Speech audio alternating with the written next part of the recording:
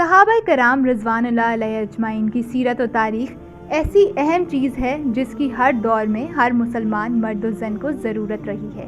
ان بہادر و بے مثال اشخاص کی زندگی ہمارے لیے ایک نمونہ ہے۔ انہی اشخاص کی وجہ سے اللہ تعالیٰ نے ہمارے سینوں میں اسلام کی مشل روشن کی۔ ان کی سیرت و تاریخ کا ہر پہلو، خواہ وہ صحابیت کے حوالے سے ہو، خلافت کے حوالے سے ہو، علم و قضا ہو، خواہ و حکمت سے متعلق ہو، یقیناً امت اسلامیہ اس پر فخر کر سکتی ہے اور کرتی رہے گی۔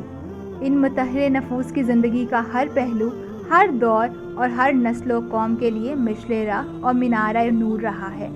ہر نسل قوم نے ان سے ایمان، تقویٰ، جہاد و قوت، حکم و عدل، نیز احسان و اکرام اور حکمت و تدبر کا خزینہ حاصل کیا ہے۔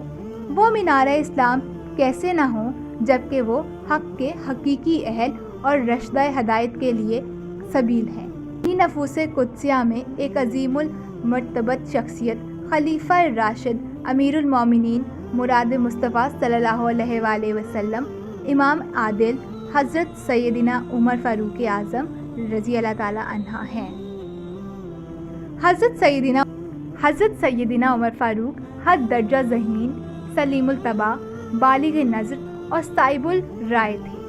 قرآن پاک کے متعدد احکامات آپ رضی اللہ تعالیٰ عنہ کی رائے کے مطابق نازل ہوئے، مثلاً اذان کا طریقہ، عورتوں کے لیے پردے کا حکم اور شراب کی حرمت۔ آپ رضی اللہ تعالیٰ عنہ شجاعت، فصاحت و بلاغت اور خطابت میں یکتائے زمانہ افراد میں سے تھے۔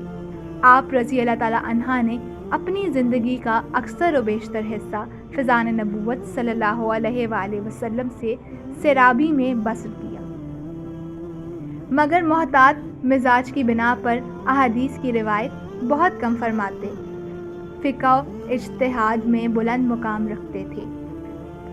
حضرت سیدنا عمر فاروق کا علمی مقام و مرتبہ۔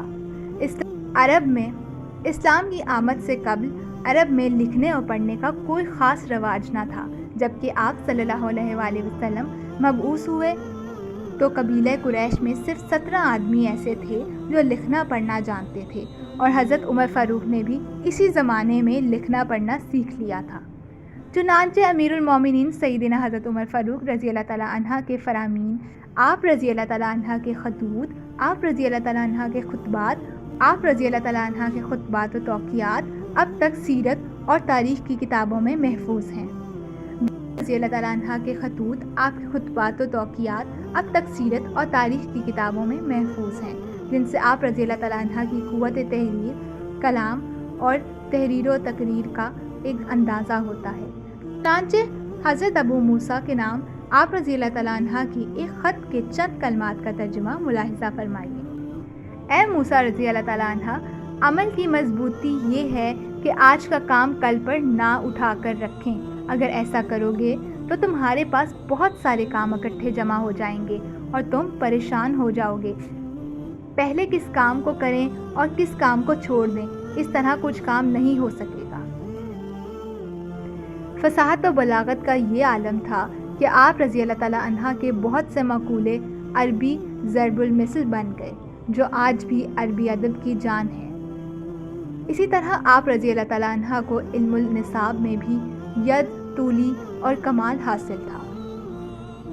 امیر المومنین رضی اللہ تعالیٰ عنہ کی فتوحات، طرز حکمرانی، آپ رضی اللہ تعالیٰ عنہ کے دور خلافت میں مسلمانوں کو بے مثال فتوحات اور کامیابیاں نصیب ہوئیں۔ آپ رضی اللہ تعالیٰ عنہ نے کیسر و کسریٰ کو پیوند خاک کر کے اسلام کی عظمت کا پرچم لہرانے کے علاوہ شام، مصر، عراق، جزیرہ، خوزستان، عجم، ارمینہ، آذربائیجان، فارس، کرمان، خراسان اور مکران فتح کیے۔ آپ رضی اللہ تعالیٰ عنہ کے دور خلافت میں 3600 علاقے فتح ہوئے، 900 جامع مساجد اور 4000 مساجد تعمیر ہوئیں۔ حضرت سیدنا عمر فاروق رضی اللہ تعالیٰ عنہ نے اپنے دور خلافت میں بیت المال اور عدالتیں قائم کی، عدالتوں کے قاضی مقرر کیے۔ اللہ تعالیٰ عنہ نے سن تاریخ کا اجرا کیا جو آج تک جاری ہے۔ مردم شماری کرائی، نہریں کھدوائیں، شہر آباد کروائے، دریا کی پیداوار اور محصول لگایا اور محصول مقرر کیے۔ تاجروں کو ملک میں آنے اور تجارت کرنے کی اجازت دی۔ جیل خانہ قائم کیے۔ راتوں کو گشت کر کے رعایا کا حال دریافت کرنے کا طریقہ نکالا۔ تنخواہیں مقرر کیں۔ پرچہ نویس مقرر کیے۔ مکہ معظمہ سے مدینہ منورہ تک مسافروں کے لیے مکانات تعمیر کروائے۔ گمشدہ بچوں کی پرورش کے لیے روزینے مقرر کیے۔ مختلف شہروں میں مہمان خانے تعمیر کروائے۔ مکاتب و مدارس قائم فرمائے۔ معلمین اور مدثرین کے مشاہرے مقرر کیے۔ تجارت کے گھوڑوں پر زکوٰۃ مقرر کی۔ وقف کا طریقہ ایجاد کیا۔ مساجد کے ائمہ کرام اور مؤذنین کی تنخواہیں مقرر کی۔ مساجد میں راتوں کو روشنی کا انتظام کیا۔ علاوہ ازیں آپ رضی اللہ تعالیٰ عنہ نے عوام کے لیے بہت سے فلاحی و اصلاحی احکامات اور اصلاحات جاری کی۔ پہلی تاریخ کو امیر المومنین سیدنا عمر فاروق رضی اللہ تعالیٰ عنہ کی شہادت کا عظیم سانحہ پیش آیا۔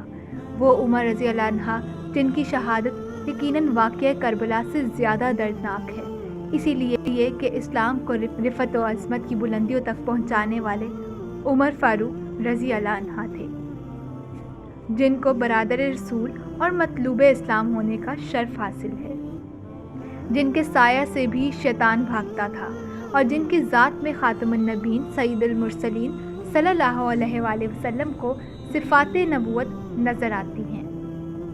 خلیفہ دوم امیر المومنین حضرت عمر فاروق رضی اللہ عنہ کی کنیت ابو حفص اور لقب فاروق اعظم ہے۔ آپ رضی اللہ عنہ اشراف قریش میں اپنی ذاتی و خاندانی جاہت کے لحاظ سے بہت ہی ممتاز ہیں۔ 8ویں پشت میں آپ رضی اللہ عنہ کا خاندانی شجرہ رسول اللہ صلی اللہ علیہ وآلہ وسلم کے شجرہ نسب سے ملتا ہے۔ آپ واقعہ فیل کے 13 برس بعد مکہ مکرمہ میں پیدا ہوئے اور اعلان نبوت کے 6 سال 27 برس کی عمر میں مشرف با اسلام ہوئے۔ آپ سے پہلے کل 39 آدمی اسلام قبول کر چکے تھے۔ آپ کے مسلمان ہو جانے سے مسلمانوں کو بے حد خوشی ہوئی، یہاں تک کہ حضور صلی اللہ علیہ وآلہ وسلم نے مسلمانوں کی جماعت کے ساتھ خانہ کعبہ کی مسجد میں اعلانیہ نماز ادا فرمائی۔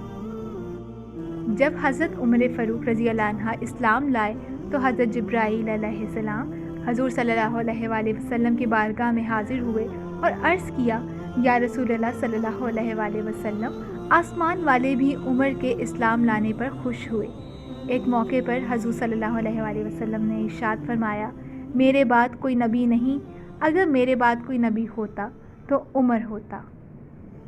ایک حدیث میں فرمایا، بے شک میں نگاہ نبوت سے دیکھ رہا ہوں جن و انس کے شیطان دونوں میرے عمر کے خوف سے بھاگتے ہیں۔ ترمذی شریف کی حدیث میں ہے کہ پیغمبر آخر الزمان حضرت محمد صلی اللہ علیہ وآلہ وسلم نے ارشاد فرمایا، اللہ تعالیٰ نے عمر کی زبان و قلب پر حق جاری فرمایا ہے۔ سیدنا عمر فاروق رضی اللہ عنہ کی عظمت کا اندازہ اس بات سے بھی لگایا جا سکتا ہے کہ قرآن مجید کی بہت سی آیتیں آپ کی خواہش کے مطابق نازل ہوئیں۔ حضرت علی رضی اللہ عنہ فرماتے ہیں کہ حضرت عمر فاروق رضی اللہ عنہ کی رائیں قرآن مجید میں موجود ہیں۔ تاریخ خلفاء میں ہے کہ حضرت عمر رضی اللہ عنہ کسی معاملے میں مشورہ دیتے تو قرآن مجید کی آیتیں آپ رضی اللہ عنہ کے مشورے کے مطابق نازل ہوتی۔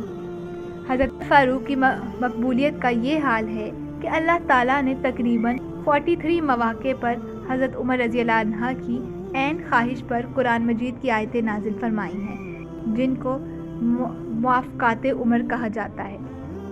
ایک مرتبہ حضرت عمر رضی اللہ عنہ نے آپ صلی اللہ علیہ وآلہ وسلم سے عرض کیا، یا رسول اللہ صلی اللہ علیہ وآلہ وسلم، آپ کی خدمت میں ہر طرح کے لوگ آتے ہیں اور اس وقت آپ کی خدمت میں آپ کی ازواج بھی ہوتی ہیں، بہتر یہ ہے کہ آپ ان کو پردہ کرنے کا حکم دیں۔ چنانچہ حضرت عمر رضی اللہ عنہ کے اس طرح عرض کرنے پر ازواج مطہرات کے پردے کے بارے میں قرآن مجید کی آیت نازل ہوئی، اور جب تم امہات المومنین سے استعمال کی کوئی چیز مانگو تو پردہ کے باہر سے مانگو۔ ایک مرتبہ ایک یہودی حضرت عمر فاروق رضی اللہ عنہ کے پاس آ کر کہنے لگا، تمہارے نبی جس جبرائیل فرشتے کا ذکر کرتے ہیں وہ ہمارا سخت دشمن ہے۔